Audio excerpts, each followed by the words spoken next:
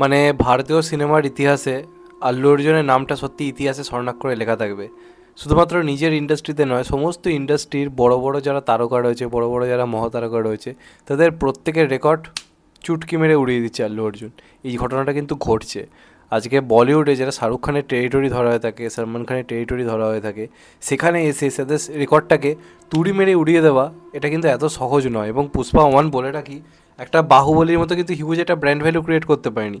যেটুকু যা হয়েছে শুধুমাত্র আল্লু অর্জুনের পারফরমেন্সের উপর ভিত্তি করে, সেখান থেকে দাঁড়িয়ে শুধুমাত্র এই সোয়াগের মাধ্যমে নিজেকে এই পর্যায়ে নিয়ে যাওয়া এবং প্রমাণ করা যে তার স্টারডামটা কতটা ভয়ঙ্কর এবং কী করতে পারে। এবং আমি নিজে পুষ্পা টু সেকেন্ডবার আজকে দেখলাম, সেকেন্ডবার দেখলাম, এবং আমি এখনও বলছি সিনেমাটা আমার ভালো লাগেনি, কিন্তু দেখার কারণ হচ্ছে আল্লু অর্জুনের পারফরমেন্স। ওই যে লাস্টে ওই যে ভয়ঙ্কর অ্যাকশনটা করছে, ওই যে ম্যাডনেস, একটা হিরোর এইভাবে একটা চরিত্র হয়ে ওঠা, এটা সত্যি কিন্তু আমাদের কাছে খুব নতুন। আমি এখনও বলছি সিনেমার স্টোরি লাইন আমার পছন্দ হয়নি। ওটা যদি ভালো হতো আমি এতদিনে আরও 3-4 বার হয়তো দেখে নিতাম। 2বার দেখেছি শুধুমাত্র আল্লু অর্জুনের জন্য। ওটা যদি আরও ভালো করতে পারতো পুরো সিনেমাটা, আমি যেমনটা এক্সপেক্ট করেছিলাম, আমি হয়তো 4-5 বার দেখে নিতাম। আর আমার কিন্তু এই মেন্টালিটি বাংলা সিনেমার জন্য নয়, তা কিন্তু নয়। বাংলাতে আমি চেঙ্গিজ, রাবণ এগুলো কিন্তু 2-3 বার করে কিন্তু দেখেছি। তেমনভাবে এই কাজটা আল্লু অর্জুনের মানে পারফরমেন্সটা দেখার জন্য সিনেমাটা বারবার দেখতে ইচ্ছা করছে। এই রিপিট ভ্যালুটা কিন্তু দারুণভাবে কাজ করছে। কেজিএফ কেন, কেজিএফ বারবার দেখতে ইচ্ছা হয়েছিল সিনেমাটা স্টোরি লাইনের জন্য, বা বিক্রম আমরা বারবার দেখতে ইচ্ছা করছে স্টোরি লাইনটার জন্য। কিন্তু আপনি আলা ভাইকুণ্ঠ পুরমূল্য বলি, বা ডিজে বলি, বা লাকি দ্য রেসার বলি, বা এই যে সিনেমাটা, এগুলো দেখতে ইচ্ছা করছে শুধুমাত্র আল্লু অর্জুনের পারফরমেন্সের জন্য। যে কারণে আল্লু অর্জুনকে কিন্তু আমি বাকিদের থেকে এই কারণে অনেকটা এগিয়ে রাখি। আমি আগেও দেখবেন আমার পুরোনো কোনো ভিডিওতে আমি আল্লু অর্জুনকে অনেক কথা বলেছি। এবার বিভিন্ন ইন্ডাস্ট্রিতে গিয়ে যে সমস্ত রেকর্ডগুলো করছে, বেসিক্যালি বলিউডের, তো তোমাদেরকে আমি বললাম যে শাহরুখ খানের জওয়ান 65 কোটি করেছিল, মনে হচ্ছিল ওই রেকর্ড ভাঙাই যাবে না। সেটা আল্লু অর্জুন ভেঙে দিল তুড়ি মেরে 72 কোটির ওপেনিং নিয়ে। এমনকি ডে টুতেও 56 কোটি কালেকশন এনেছে। দুদিনে মিলে হিন্দিতে বেশি, নিজের এলাকার থেকে বেশি হিন্দিতে কালেকশন করছে। এবার বলে রাখি, বাংলাতেও চরম লেভেলের খেলা চলছে এবং জাস্ট রাপ্পা করে দিয়েছে বাংলা ইন্ডাস্ট্রিকে। এটা কিন্তু মানতেই হবে, কারণ আমাদের এখানে রিসেন্টলি হিট হওয়া সবথেকে বড় যেটা হিট হলো বহু যুগ পরে, সেটা হচ্ছে বহুরূপী।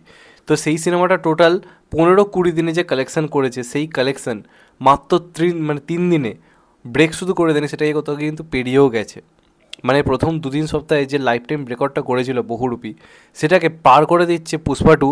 মানে আমাদের যেটা গর্ব ছিল যে এই বছর বাংলার এই সিনেমাটা এই রেকর্ড করেছে, আমাদের নিজের এলাকায় এসে একটা সিনেমা সেই রেকর্ডকে তুড়ি মেরে 3 দিনও হয়নি তার মধ্যে ভেঙে দেওয়ার জায়গায় নিয়ে গেছে।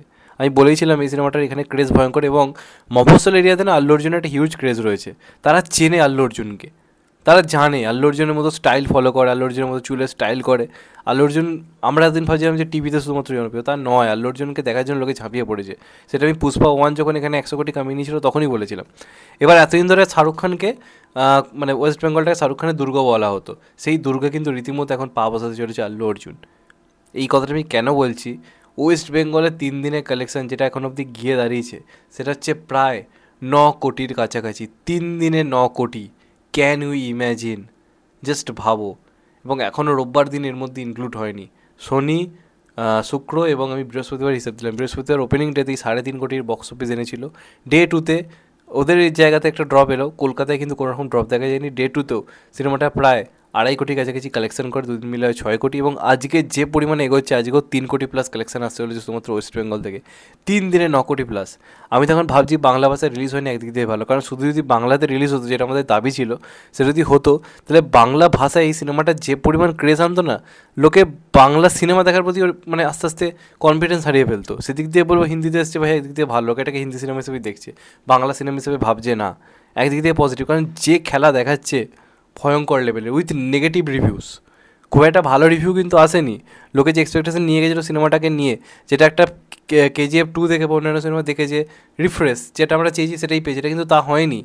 অনেক অডিয়েন্সের ভালো লাগেনি, তা সত্ত্বেও রিপিট মোডে যাচ্ছে শুধুমাত্র আল্লু অর্জুনের জন্য। আমি নিজে বলছি তো, নেগেটিভ রিভিউ সত্ত্বেও, নেগেটিভ রিভিউ নিজে দেওয়া সত্ত্বেও আমি একবার দেখতে গেছি আল্লু অর্জুনের পারফরমেন্স দেখার জন্য, এই সিনে পারফরমেন্স, ক্লাইম্যাক্সের পারফরমেন্স দেখার জন্য।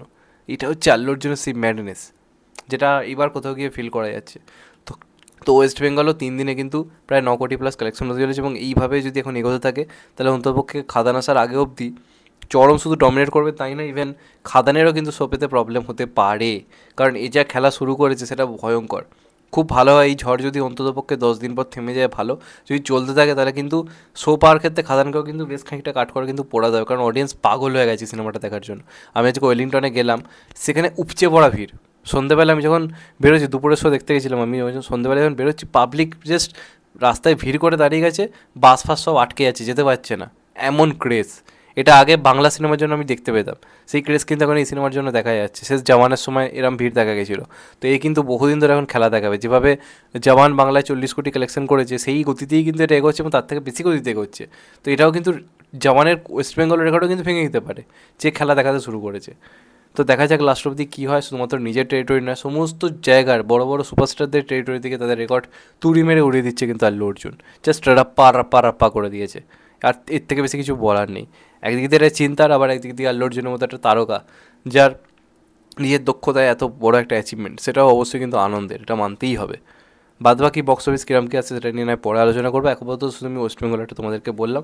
তোমাদের এটা শুনে কিরাম মনে হলো, কতটা কি চিন্তার নাকি আনন্দের, অবশ্যই সেটা কমেন্ট করে তোমাদের নিজস্ব পয়েন্ট ভিউ মানে তুলে ধরো কমেন্টে, আমি অবশ্যই সেগুলো দেখবো।